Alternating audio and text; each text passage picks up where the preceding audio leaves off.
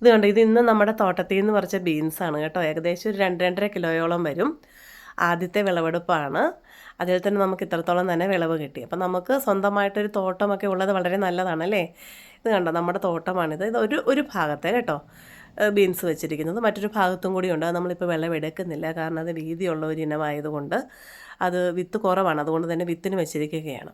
അപ്പോൾ ഇത് വളരെ പെട്ടെന്ന് തന്നെ നമുക്ക് തയ്യാറായിട്ടുണ്ട് വിളവെടുപ്പിന് വേണ്ടിയിട്ട്. സാധാരണയെക്കാളും കവിഞ്ഞ ഒരു വിളവ് ഈ വർഷം നമുക്ക് ബീൻസിലുണ്ട്. എനിക്ക് തോന്നുന്നു ബീൻസിന് അനുയോജ്യമായ ഒരു കാലാവസ്ഥയാണ് ഈ വർഷം ഉള്ളതെന്നാണ് തോന്നുന്നത്. അപ്പോൾ ഇതൊക്കെ നട്ടു വളർത്തി പരിപാലിക്കുന്നതൊക്കെ മമ്മിയാണ്. അതുകൊണ്ട് തന്നെ മമ്മിയാണ് വിളവെടുക്കുന്നതും. കാരണം ഞങ്ങളൊക്കെ വിളവെടുത്താൽ ഒരു പക്ഷേ അതിൻ്റെ വള്ളിയൊക്കെ പൊട്ടിച്ച് കളയും എന്നുള്ളത് കൊണ്ട് മമ്മി തന്നെയാണ് ചെയ്യുന്നത്. ഇപ്പോൾ ഇങ്ങനെയൊക്കെ കാണുമ്പോൾ വളരെ സന്തോഷം തോന്നാറുണ്ട്. കാരണം നമ്മൾ കടയിൽ നിന്നൊക്കെ മേടിക്കുമ്പം നന്നായിട്ട് കഴുകി ഉപ്പിട്ട് കഴുകി അങ്ങനെ പല പ്രാവശ്യം കഴുകിയൊക്കെ വേണം എടുക്കാനായിട്ട്. കാരണം അതിലെന്തൊക്കെ രാസവസ്തുക്കളുണ്ടെന്ന് അറിയില്ലല്ലോ.